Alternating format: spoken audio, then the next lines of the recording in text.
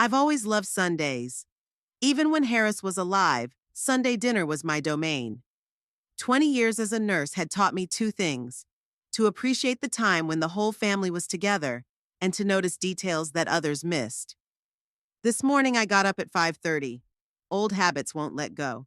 Took the turkey out of the freezer. Dexter likes turkey with cranberry sauce, though he'd rather die than admit it.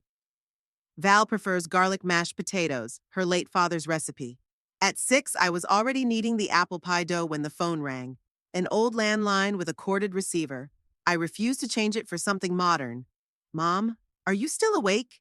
Her voice sounded tired. I could hear it even through the crackle in the speaker. Of course I'm awake. What's wrong? Nothing. It's just, can we come back an hour later? Kip, had a rough night. I knew what that meant. Drinking again. Fighting again. I bit my tongue to keep from saying what I was thinking. Of course, darling. Dinner will be ready by 4 o'clock. Thanks, Mom. By 3 o'clock, the house was filled with smells: rosemary turkey, baked potatoes, apple pie. I set the table in the living room for 8 people, though the last time we all sat at this table together was at Christmas. My mahogany table, polished to a high shine, was the only thing I'd taken from my parents' house. My father used to say you couldn't lie at this table. The wood absorbs lies and then they stain the polish. Dexter and his family were the first to arrive, 4 o'clock sharp, always punctual like his father. Shauna walked straight into the kitchen with a plastic container in her hands. I brought a salad, she said without even saying hello. You know, Doris, we need to watch our cholesterol. It was a hint that my cooking wasn't healthy enough. Shauna always knew how to take a jab without saying anything obviously offensive. I smiled and took the container of some pale green medley from her. Thank you, dear. I'll put it on the table. Dexter kissed me on the cheek, a dry, formal kiss. He looked like his father, the same deep-set brown eyes, the same habit of slouching, as if apologizing for his height. Only unlike Harris, Dexter's eyes were always alert, especially now. Hey, Mom, can I help you? He said that every Sunday, and every Sunday I said the same thing. Everything's ready, just sit down. Zoe and Ethan, my grandchildren, were the last to enter the house. Zoe is a 16-year-old replica of her mother, only quiet and reserved, unlike the feisty Shauna. Ethan was Val's 18-year-old son, lanky and pale, with perpetually disheveled hair. They mumbled greetings and disappeared into the living room. Val and Kip arrived 40 minutes later than promised. Kip went straight to the table without even looking at me. He smelled of booze and the cheap cologne he was trying to hide it with. Val looked exhausted, the shadows under her eyes, the strained smile.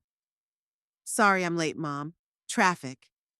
I knew there was no traffic in Lindsborg on Sunday, but I nodded. It's okay, dear. Come on in. Everyone's at the table. When everyone was seated, I brought out the turkey, a large platter that could barely fit in my hands. No one got up to help. I set the platter in the center of the table, and Dexter immediately reached to cut the meat without even waiting for me to sit down. Shauna said you were going to the lake? I asked, settling into my seat at the head of the table. Silence. Everyone was suddenly busy eating, passing plates and utensils to each other with exaggerated attention. Dexter cast a quick glance at his wife. Yeah, next weekend, he finally answered. We've rented a cabin on the shores of Lake Wilson for 3 days. Sounds wonderful. I put some mashed potatoes down. It's been a while since we've all been out together. I can cook something for the road. Silence again. Shauna coughed. Actually, Doris, we were thinking you could keep an eye on the house. You know, water the flowers, check the mail. I froze with my fork in my hand. Of course they didn't want to take me with them.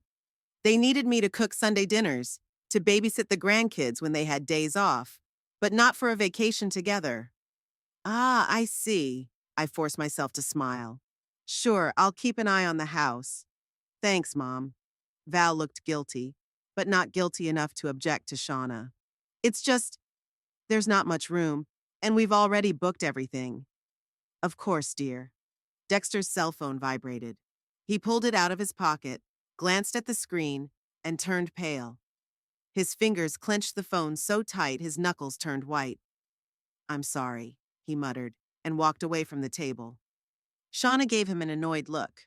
Work again, she said with feigned humility. He's always getting tugged at, even on weekends. I knew it wasn't work.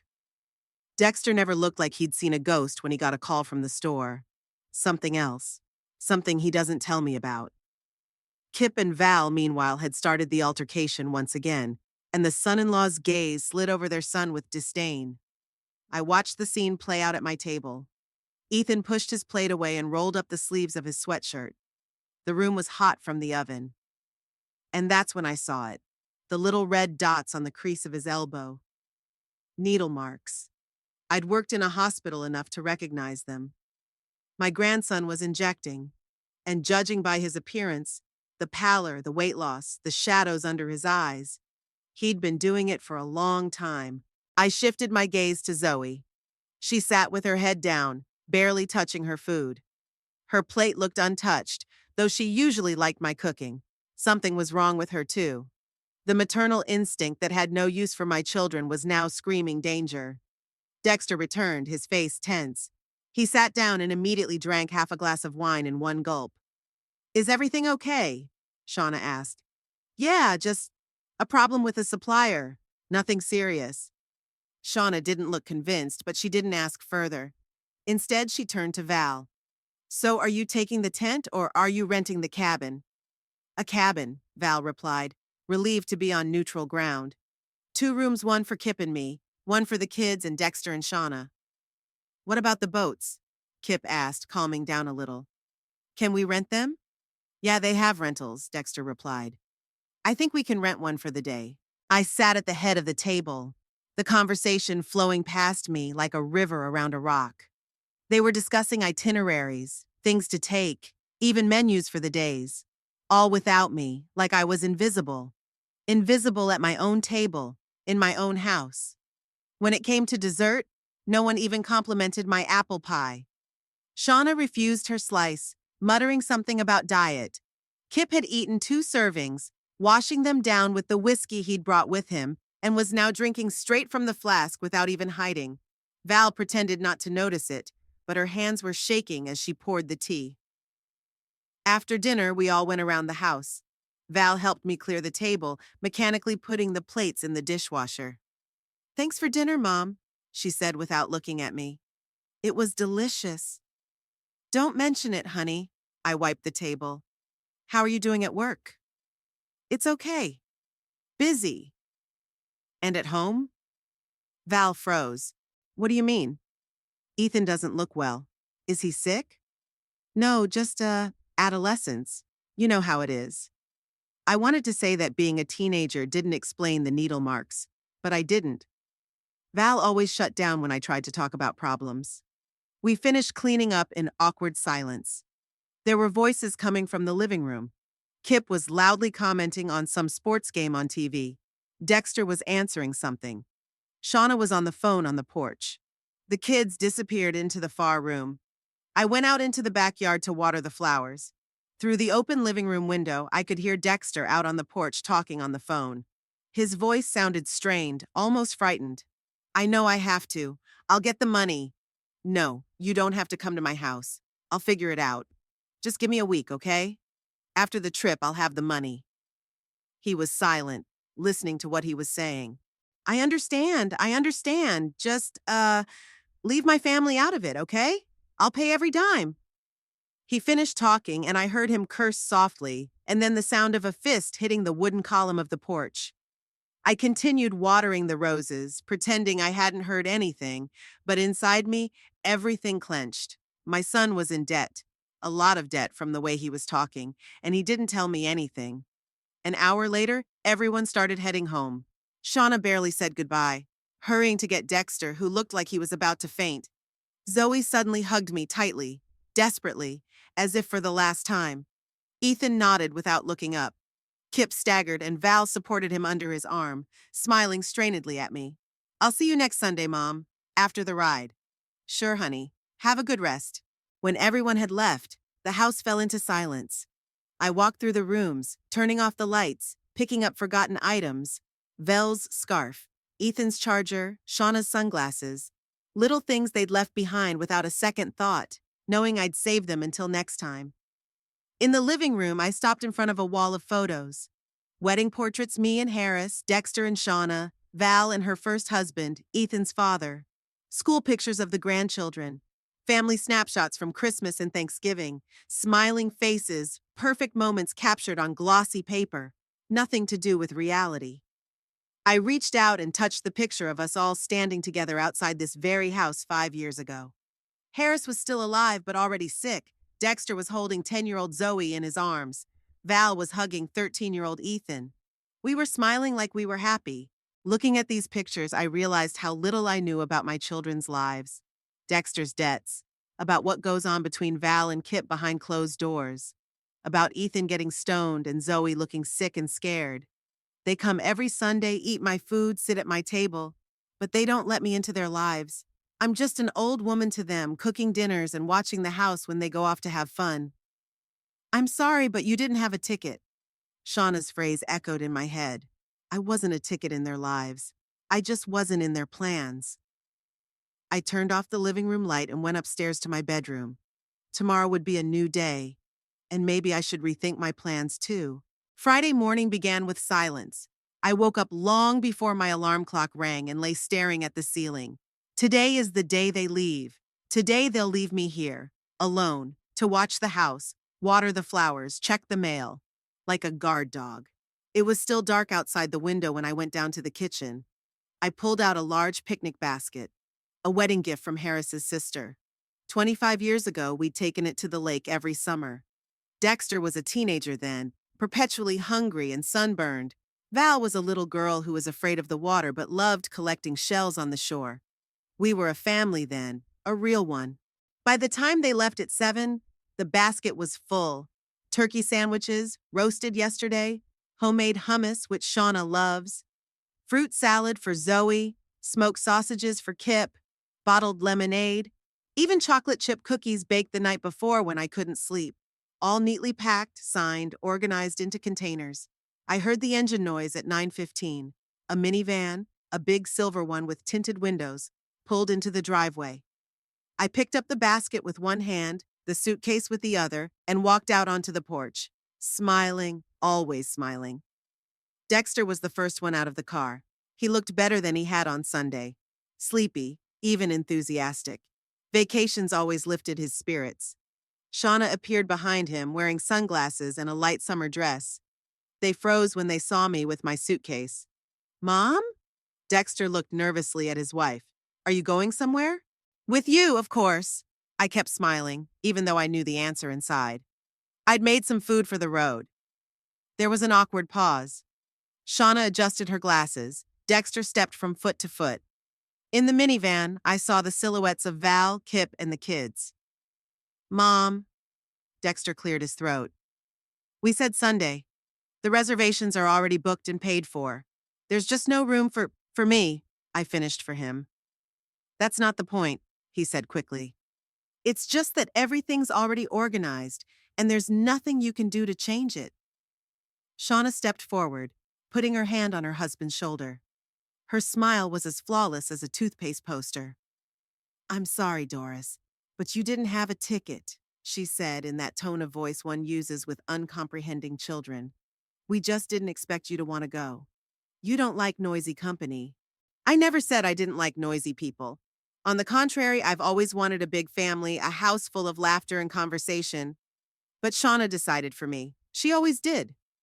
Of course. I continued to smile. I just wanted to give you some food for the road. I held the basket out to Dexter. He accepted it with obvious relief, glad that the awkward moment was over. Thanks, Mom. You always take such good care of us. That's very sweet of you, Doris, Shauna added. But you know there's going to be a cafe there.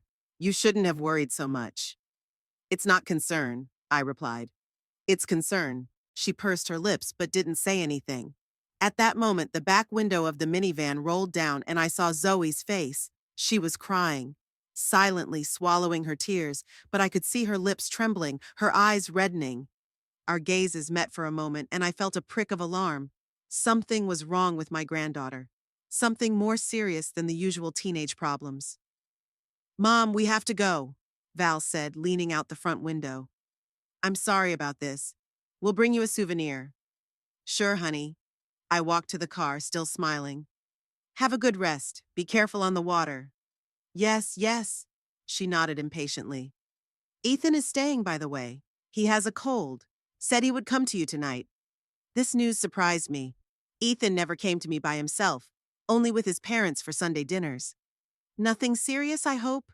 It's just a summer cold. Val dismissed it.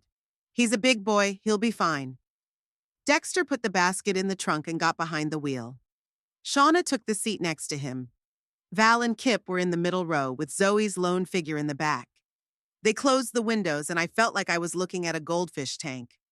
They were there inside in their own world, and I was here, outside, able only to observe. I stood in the driveway until the car disappeared around the corner. Then I lowered my hand. The smile slid off my face like a cheap theater mask. Something inside me shattered like cracked glass. I had no place in their lives. There was no ticket. I walked back into the house, dragging my suitcase back inside. The hallway was quiet and empty. Only 15 minutes ago, there had been voices, footsteps, laughter. Now, only the ticking of an old clock broke the silence. I set my suitcase down by the stairs and went upstairs. I needed to unpack, put it back in the closet, pretend I was never going on this trip. In the bathroom, I noticed the wastebasket was overflowing.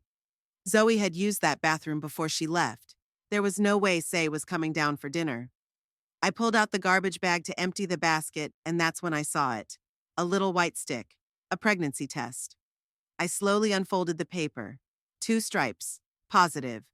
My granddaughter was pregnant, 16-year-old Zoe, and she left with her family without telling them, because she was afraid, because she didn't know how they would react, because she didn't trust any of them enough to share her distress. I sank to the edge of the tub, clutching the test in my hand. That's why she'd cried in the car. That's why she barely touched her food on Sunday. How had I not noticed before? How did I miss the signs? The day passed in a daze. I tried to occupy myself with the usual chores, laundry, cleaning, weeding the garden. But my mind kept going back to Zoe, the dough now hidden in my dresser drawer. What I should do with that knowledge. It was getting dark when the doorbell rang. I opened it and saw Ethan, pale, shivering, sweat dripping down his forehead despite the evening chill. "Grandma," he said hoarsely. "May I come in?" He could barely stand. I helped him into the living room and sat him on the couch. He was shaking, his teeth chattering, even though it was warm outside. "A cold, huh?" I asked, putting my hand on his forehead. "Hot and wet." "That's what my mom thinks." He tried to smile, but only a grimace of pain came out. "What do you think?" He didn't answer, just wrapped his arms around himself, as if trying to hold something inside. I've seen enough addicts in the hospital to recognize the signs of withdrawal. My grandson was going through withdrawal. "How long ago?" I asked, sitting down next to him. "What?" He looked at me with cloudy eyes. "How long have you been taking drugs?" He jerked, tried to get up, but I held his hand. "I'm not going to lecture you, Ethan, and I'm not going to call your mother. I just want to help." He looked at me for a long time, as if assessing whether I could be trusted. Then he nodded. 6 months? At first, just on weekends. Then, more often. "When was the last time you took one?" "Last night. I usually do it every day, but, I want to quit, Grandma, I really do. I thought I could do it on my own, but—" He was shaking again. I knew he was in for a rough night. Heroin withdrawal is no joke. In the hospital, they'd tie them to the bed and sedate them. But I couldn't take him to the hospital, not with his age, not without his mother's permission. Val would never forgive me for that. "All right," I said, standing up. "We'll get through this together. But it's going to be hard." I helped him up to the guest bedroom. On the way, he stopped twice to throw up.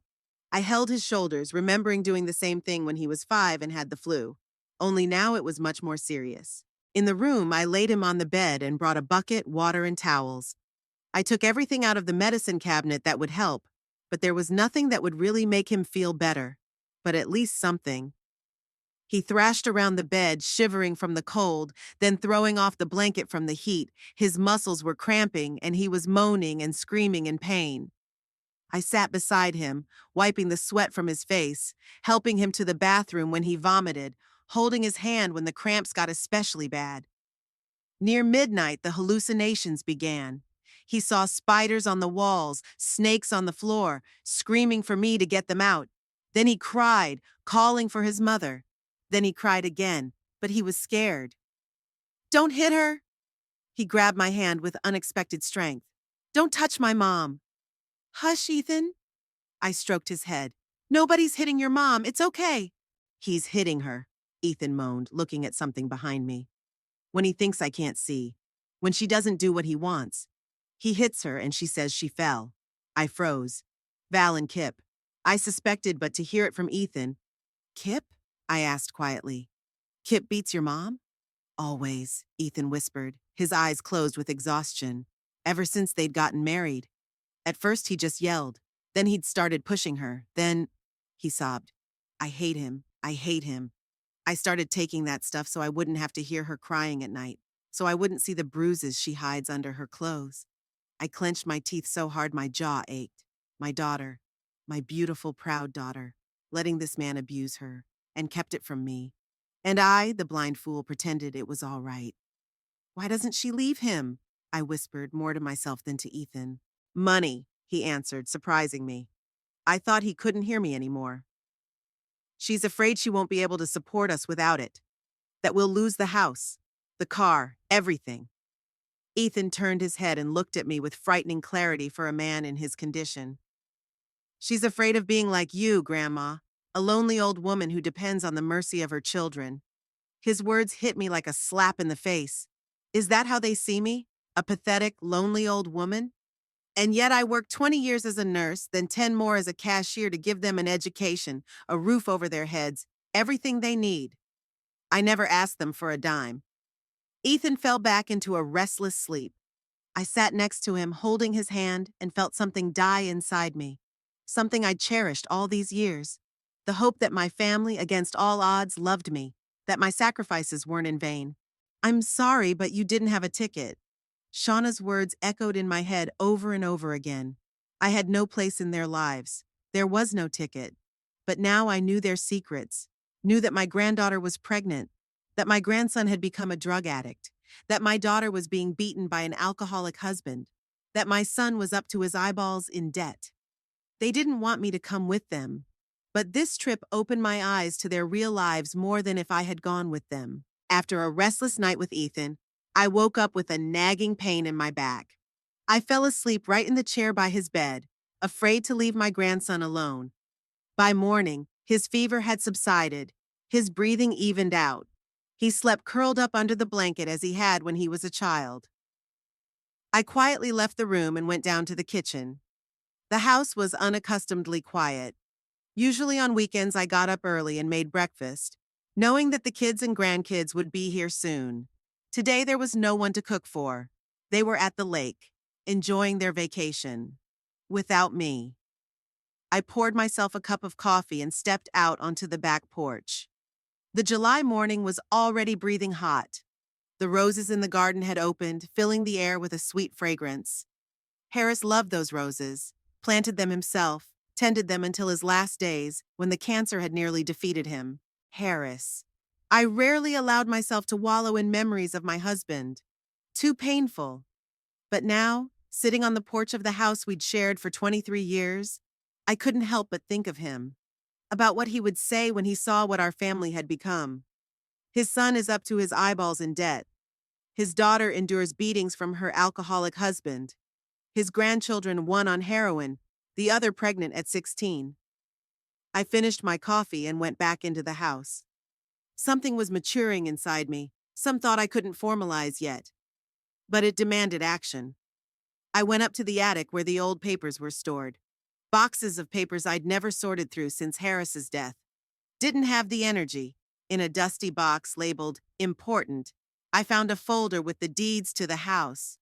The deed, insurance, tax receipts, and Harris's will, which I hadn't opened since his funeral. All I remembered was that the house had been left to me. I unfolded the yellowed paper and started reading. And that's when I saw it. The lines I had missed 8 years ago, stunned by grief. The house at 7 Elm Street passes into the joint ownership of my wife, Doris Aline Carmichael, 50%, and my children, Dexter Harris Carmichael and Valerie Jean Carmichael, 25% each. I reread that paragraph twice. Half of the house belonged to me. The other half belonged to my children, but they didn't know that. After the funeral, I told them the house was left to me, and they didn't ask for details. And I didn't tell them the truth, because I was afraid they'd want to sell the house. Split the money. I was afraid of being homeless. I put the will down and went back into the bedroom. I looked around like I was seeing the room for the first time. The bed where Harris died. The dresser where his things I never gave to charity were. The pictures on the walls, our wedding, babies as babies, family trips. I've lived in this house for almost 40 years. This is where my children were born. It's where I grew old. It's where I buried my husband and my dreams. And what have I gotten in return? Sunday dinners where I'm barely noticed. Grandchildren who only come by for chores. Children who use me as a free babysitter and housekeeper but don't take me on vacations. The thought that has been brewing in me since this morning has finally taken shape. I will sell the house. Their house. My house. Sell it and start a new life. No commitments, no expectations, no disappointments. The decision came suddenly, but I felt its rightness in every cell of my body. For the first time in years, I felt something akin to freedom. Like a door had opened from the stuffy room I'd been in for too long. I checked on Ethan. He was still asleep and went downstairs. I pulled out the phone book and found the number for the real estate office, Lindsborg Homes. A woman's voice answered after the third ring. "Good morning." My voice sounded more confident than I expected. "I would like to inquire about the sale of the house." The woman asked me a few questions about the house: size, age, condition, neighborhood. Then she offered to meet with a realtor on Monday. "Actually," I said, surprised at my own determination, "I'd like to meet today, if possible." "Saturday?" She sounded surprised. "Well, actually, Martha Klein is working today. I can ask if she has a window." "I'd appreciate it." The woman asked me to hold on and returned to the phone a minute later. "Martha can come to your office at 2 o'clock this afternoon. Is that convenient?" "It's convenient." I dictated the address and hung up. My hands were trembling slightly, but not from fear. It was excitement. I was about to change my life, and it was intoxicating. A noise upstairs caught my attention. Ethan was awake. I went up to the guest bedroom and found him sitting on the edge of the bed, pale but already more sensible than yesterday. "How are you feeling?" I asked, sitting down next to him. "Like a truck ran over me," he answered hoarsely. "But better than yesterday?" He shook his head. I brought him a glass of water and dry crackers. He drank slowly, wrinkling his nose at each sip. His hands were still shaking. "Grandma," he began without looking at me. "What I said yesterday. I don't remember everything, but—" "About your mother and Kip?" I clarified. He nodded, clutching the glass so tight his knuckles turned white. "It's true," he said quietly. "All of it. But Mom would kill me if she knew I'd told her." "I won't tell anyone," I promised. "But Ethan, your mother needs help. And so do you." "I know." He finally looked at me. His eyes were reddened but clear. "I want to quit. I really do. It was, stupid. I thought I could control it, but Mom won't understand. She'll be furious." "Let's say you came with me," I decided. "A trip or something. She wouldn't mind if I paid all the expenses." Ethan looked at me in disbelief. "You'd do that for me? Would you pay for the rehab?" "Of course," I squeezed his hand. "You're my grandson. I love you. And I want you to be healthy." He suddenly hugged me, pressing his face into my shoulder. I felt his body shake with sobs. I stroked his back like when he used to come running to me as a child with broken knees. I left him with the crackers and went back downstairs. There were things waiting for me to do. I had to get the house in order before the realtor arrived, and to think about how I would tell the kids about my decision. At 2 o'clock, the doorbell rang. Martha Klein stood on the doorstep, a short, energetic woman in her 50s, with bright red hair and a professional smile. "Mrs. Carmichael?" She held out her hand. "Martha Klein, Lindsborg Homes. Nice to meet you." "Likewise." I shook her hand. "Come in, please." Martha entered the house, looking around with professional interest. May I ask why you decided to sell now? She sat down in a chair, taking a notebook out of her bag. I thought for a moment. I couldn't say I was selling the house to spite the kids who wouldn't take me on a trip to the lake. It's gotten too big for me alone, I finally said. And there are too many memories. I want to start a new life. Martha nodded with understanding. I often hear that from clients your age. When the children are gone or a spouse dies, a large family home becomes a burden. And in your case, she looked around the room, it's also a valuable asset. The neighborhood is very desirable, especially for young families. We discussed the price I could get for the house. It was more than I expected. Enough to buy a small house or apartment and still have enough to live on. When would you like to put the house on the market? Martha asked, taking notes. As soon as possible, I answered. Do you have any potential buyers yet? Actually, she smiled, there's a couple who've been looking for just such a house in this neighborhood. They're moving from Kansas City, and they have 2 kids. I could show them the house as early as next week if you're ready. I'm ready. We signed the papers, and Martha promised to contact me in the next few days. When she left, I felt strangely relieved, like I'd dropped a heavy backpack I'd been carrying for too long. The phone rang. It was an unfamiliar number. I picked it up. Hello? Is this Dexter Carmichael's house? A man's voice asked, rough and impatient. No, this is his mother's house. Who's asking? Never mind. When will he be back? Monday, I answered, feeling anxious. Can I take a message? Yes, tell him Mako called, and that he has 1 day to pay back his debt. Otherwise, we'll visit his wife and daughter. The line cut out before I could answer. I slowly hung up the phone, feeling a chill inside. This was no ordinary debt. This was something serious, something dangerous. I sat at the kitchen table, looking out the window at my garden. Harris roses were blooming in the summer sun, bright and carefree. And in my mind, the picture of family dysfunction grew clearer and darker. My son owed money to some gangsters. My daughter endured beatings from her husband.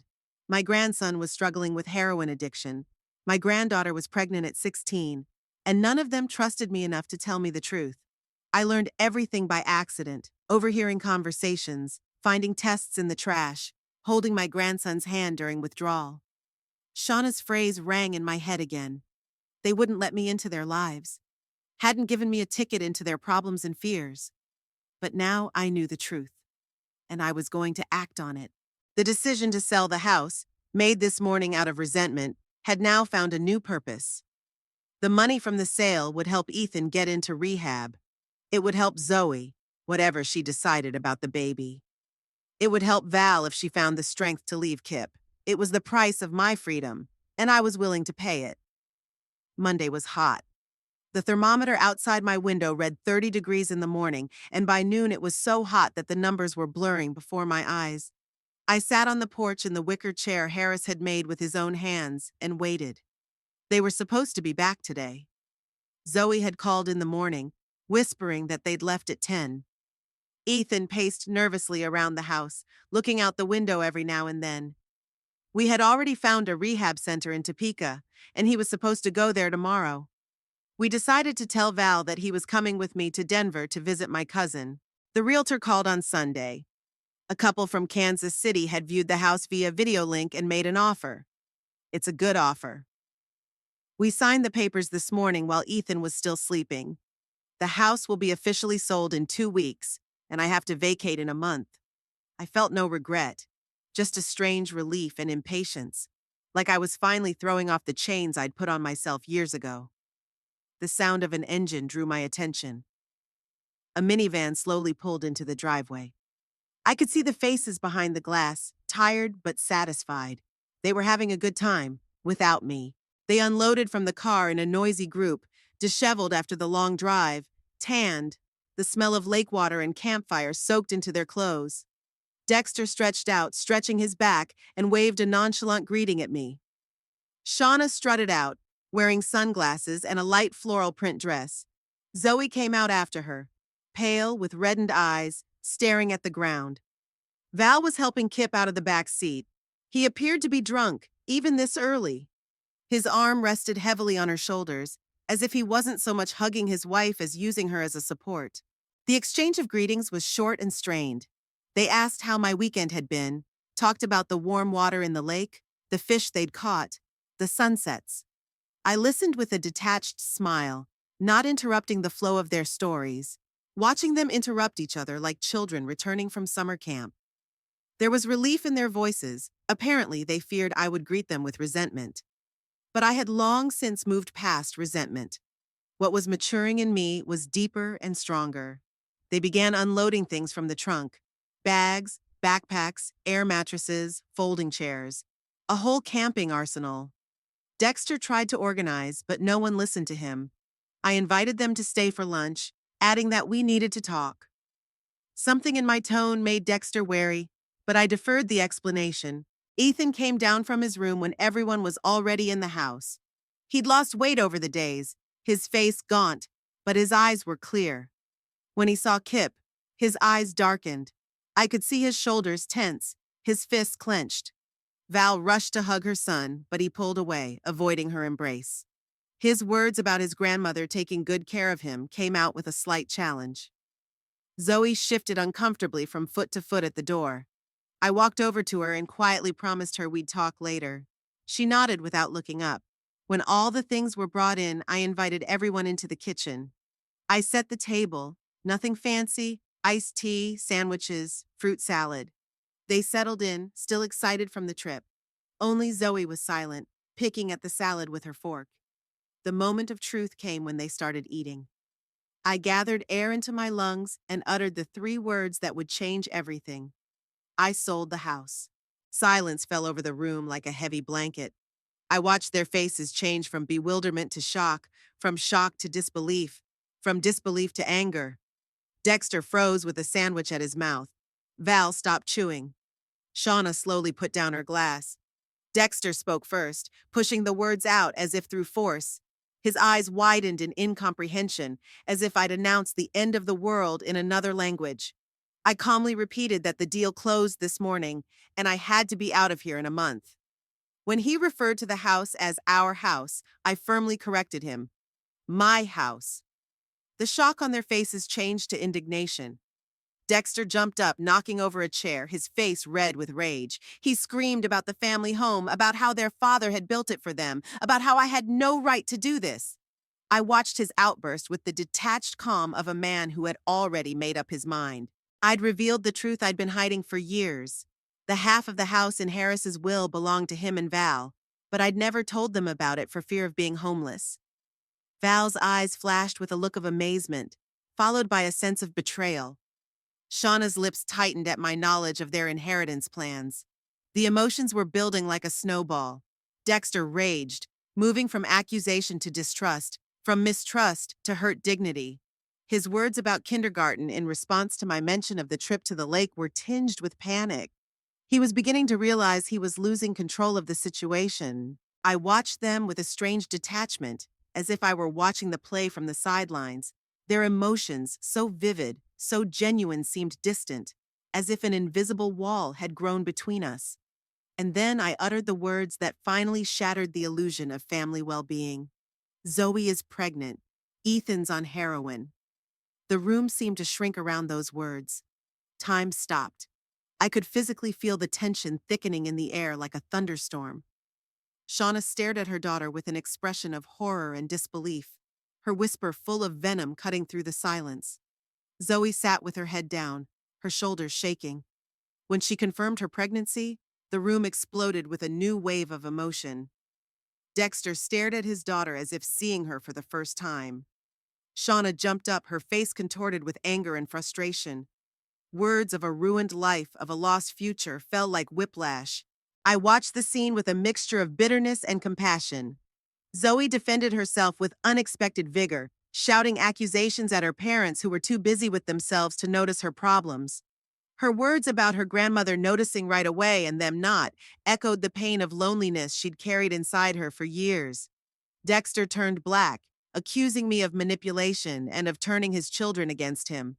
I replied calmly that I was just telling the truth and helping those who asked for help. The attention shifted to Ethan. Val turned to her son, her voice shaking with panic and disbelief. When Ethan confirmed the truth about his addiction and his plans to go to rehab, Val's face reflected shock and a sense of betrayal. The tension in the room peaked when Kip interjected into the conversation. His voice, low and husky from the alcohol he'd consumed, oozed venom. He accused Val of not taking care of her son, of being too busy pleasuring him. His smirk exposed nicotine-yellow teeth as he added that even at that, she wasn't much good at it. I saw Val clench as if expecting a blow, an instinctive movement that spoke more than any words. She was afraid of him, physically afraid. Her whisper was full of pleading, but Kip didn't stop. His words growing more violent, he grabbed her shoulder with such force that she shrieked. Ethan stepped forward, demanding he let his mother go. His eyes were filled with cold fury, his fists clenched. Kip shoved Val to the side, and she fell back in her chair, shrinking into a ball. Then he stepped toward Ethan, provoking him. The first blow came, quick and accurate, to the jaw. Kip jerked back but stayed on his feet. Then he lunged at his stepson with a roar. The room descended into chaos. They clashed, knocking over chairs, smashing dishes. Val screamed, begging them to stop. Shauna was pulling Zoe aside. Dexter tried to break up the fighting but was elbowed in the stomach and backed away, bent in half. My voice, suddenly loud and commanding, cut through the chaos. Everyone froze. Kip and Ethan pulled away from each other, breathing heavily. Kip had a busted lip, Ethan an eyebrow. I ordered Kip out of my house. He tried to object, but I stepped toward him, feeling a strength I hadn't felt in years. I reminded him that this was still my home, and I would not allow him to raise a hand to my daughter or grandchild. Val stood up, trembling, and tried to smooth things over by offering to leave with Kip. I firmly refused, insisting that she and Ethan stay and Kip go alone. He countered that he couldn't decide for his wife, but I threatened to call the police and tell them about all the bruises she hid under her clothes, his threats, how he intimidated her to the point where she feared his shadow. Kip looked at me with hatred but knew he'd lost. His parting words about Val always coming back were drenched in bitterness and threat. He walked out, slamming the door so hard the glass rang. We stood in silence, digesting what had happened. The kitchen looked like the aftermath of a hurricane. Overturned chairs, broken plates, spilled tea. Dexter slumped into a surviving chair, his words about the insanity of what was happening reflecting the confusion of everyone present. I replied that it was just life, real life, not the picture we try to show each other on Sundays. Shauna asked what to do about all of this now, and I suggested we start with the truth. I turned to Dexter and asked about his debts, about the call from a man named Mako who threatened his family. Dexter turned pale. His question about when Mako had called sounded with poorly concealed fear. Shauna, hearing about the bookie and the threats, approached her husband, demanding an explanation. Dexter admitted that he had lost their life savings and hoped to get it back, counting on an inheritance. This house. My quiet acknowledgement that I'd known this when I'd overheard his conversation on Sunday made Dexter raise his eyes at me. He wondered why I'd sold the house anyway, knowing he was in trouble. I explained that the money would only temporarily cover the hole and he needed professional help just like Ethan. It was clear to everyone. I sold the house not out of revenge, but because I finally realized my right to live for myself. Not for the ungrateful children who only remember me when they need something. Not for the grandchildren I see on a schedule. For myself. My words hung in the air, heavy and final. I watched them penetrate my children's minds, change the expression on their faces. Shock, disbelief, anger, understanding, and finally, acceptance. The silence in the room became pensive. It was as if everyone was digesting what they had heard, trying it on for their own lives. I announced that Zoe would stay with me, at least until she decided what to do next. Shauna wanted to object, but Dexter stopped her, recognizing her daughter's right to choose. The conversation turned to Ethan and his decision to enter rehab. Val, for the first time in a long time, walked over to her son and hugged him. He awkwardly hugged her back, and I saw a tear roll down his cheek. We stood in the middle of the trashed kitchen, my broken, imperfect family, with secrets, hurts, resentments. But for the first time in a long time, I felt like we were finally seeing each other, really see each other. No masks, no pretenses, with all the scars and the cracks. And maybe, just maybe, we could begin to heal. The October wind swirled fallen leaves along the path leading to my new home, a small one-story cottage on the outskirts of Lindsborg, with a tiny garden and a veranda facing west. 3 months had passed since I'd sold the family home. 3 months of a new life. I sat in a rocking chair on the veranda, wrapped in a plaid. The mornings already felt cold. The fall in Kansas never lasts long. I watched Zoe walk slowly down the garden path, supporting her noticeably rounded belly with her hand. 5 months. She'd decided to keep the baby. "The tea's getting cold," I called out to her. She looked up, smiled, and quickened her pace as much as she could. Sinking into a nearby chair, Zoe took a cup from the small table between us. She told me how she'd been walking and imagined taking the baby here, showing him the leaves and flowers. Her voice had gotten softer over the months, calmer. Gone was the teenage aggression, the contrived coldness. She matured suddenly, as if she had crossed an invisible line between childhood and maturity. I remarked that she would make a wonderful mother. Zoe countered that I couldn't know that she hadn't even given birth yet. But I could see how she was already taking care of the baby, how she was talking to it, how she was changing her life for its sake. She sipped her tea silently, but I could see a faint smile on her lips. For a girl who had always lacked a mother's praise, my words meant a lot. The morning mail was on the table bills, flyers, a letter from the rehab center where Ethan was. I picked up the envelope, and Zoe asked if it was from Ethan. I confirmed that the letter had arrived yesterday, but I hadn't opened it yet. The envelope contained a folded piece of paper written in familiar, angular handwriting. Ethan reported that he'd been clean for 90 days. In the letter, he reflected on his progress, how therapy was helping him understand the causes of his addiction. He mentioned his mother's visit, their conversation about his divorce from Kip and her fears of starting over. He wrote that he was getting out in 2 weeks, though he could have gotten out sooner, but decided to take the full course. He asked permission to stay with me until he decided what to do next. Mentioned that his biological father, Greg, had suggested he come to California. At the end, he wondered how Zoe and the baby were doing. I folded the letter and told Zoe just the main thing. Ethan is 3 months drug-free, being discharged in 2 weeks. She admitted that she missed him, even though they'd barely spoken to each other before. I pointed out that there was nothing strange about it. They had both grown up and found the strength to change their lives. Unlike my kids, I thought, but didn't say it out loud. Dexter hadn't spoken to me since the day he found out the house was sold. He'd taken his share of the money, paid off his debts, but it hadn't been enough. A month later, he was fired from the store for taking money from the register to place bets. Shauna filed for divorce. Now he was renting a small apartment across town and working as a bartender at a roadside cafe. I tried calling him, but he wouldn't pick up. Val communicated with me through Ethan. She said hi, asked me how I was doing, but she never called or came to visit.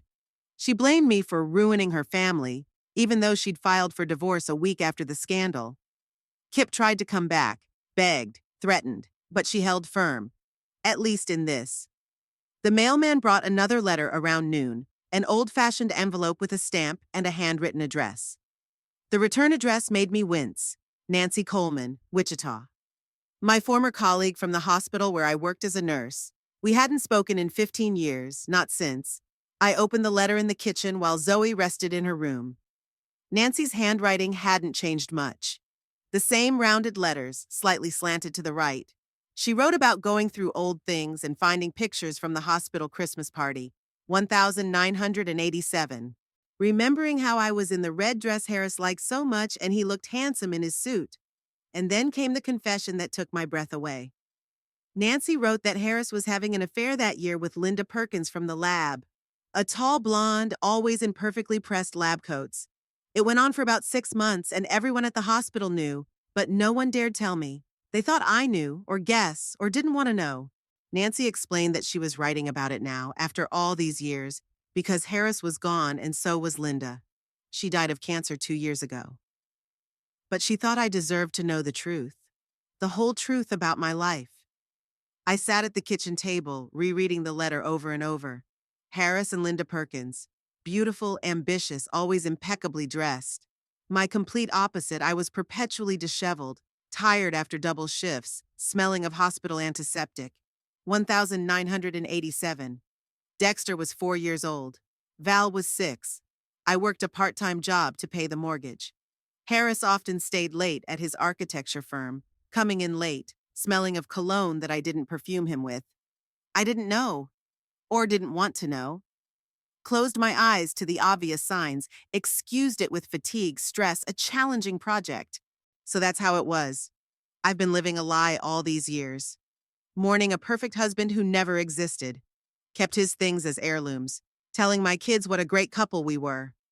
I crumpled the letter in my fist, then unfolded it and carefully tore it into small pieces. I opened the trash can and dumped the pieces in it. The children will never know about this. They don't need to know that their father was as imperfect as the rest of us, that our marriage wasn't perfect, that the happy family they remember was partly an illusion. Some secrets are best left buried. By late afternoon, it was getting colder. Zoe and I sat on the veranda, wrapped in plaids, and watched the sunset. The sky was bursting with orange and pink, like a huge canvas painted by a generous hand. "It's beautiful," Zoe whispered. "I'd never noticed the sunsets here before." "That's because I've never stopped to look," I said. "We're all in too much of a hurry, too busy to notice the beauty around us." Zoe put her hand on her belly and shared that she wanted to teach her child to stop, to see the beauty, to appreciate the moments and not just chase after something. I remarked that in order to do that, she would have to teach him by example. She nodded, looking off into the distance where the sun was slowly sinking below the horizon, coloring the fields of Kansas gold.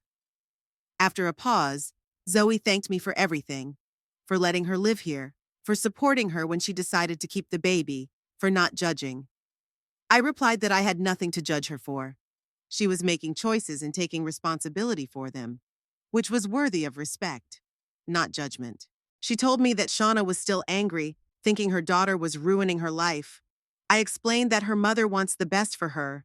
It's just that her idea of best is different from Zoe's.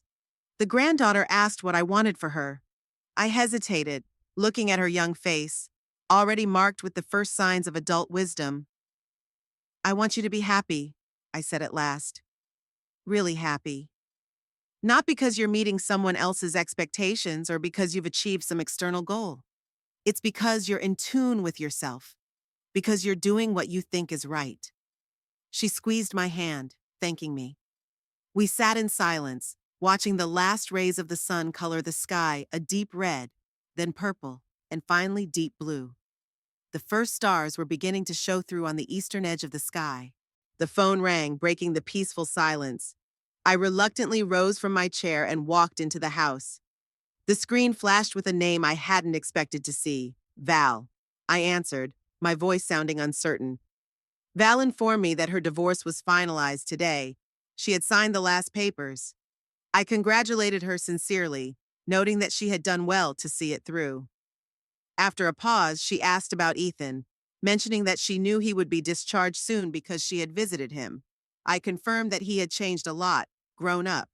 When Val said that Ethan wanted to go to his father's house in California, I asked if that was okay with her. She replied that she thought he needed it. A fresh start, away from it all. From us, I thought. From our broken family. There was a pause, and then Val admitted that she didn't know if she could ever forgive me for what I'd done to the house. I replied that I understood. She continued in a quiet voice, saying that she wanted to try to work things out. For Ethan's sake, for Zoe and her baby, for her own sake. But not now. She needed time. "Maybe we could just talk, someday." I agreed, swallowing the lump in my throat, and said I'd wait until she was ready. She asked me to say hi to Zoe and said goodbye. The line went dead, and I stood in silence, holding the phone to my ear, as if hoping to hear something else. Some words that would heal the wound between us. But there were none, just silence. I went back to the porch. Zoe noticed my pallor and asked if I was okay. I explained that Val had called, the divorce was finalized, and she wanted to try to work things out over time. Zoe took my hand and asked if that wasn't good. I nodded in agreement. We fell silent again, looking up at the darkening sky. The stars were growing brighter, forming familiar constellations. Harris used to show them to me and the children when they were little. We lay on a blanket in the garden and looked up into the night sky. I remembered his voice explaining about the Big Dipper, about Polaris, about Orion. I remembered Dexter falling asleep to those stories, and Val demanding more and more stories. Was it real? Or was I idealizing the past, creating memories that never existed? Could it be that Harris was thinking about Linda Perkins that very night, lying next to me under the stars?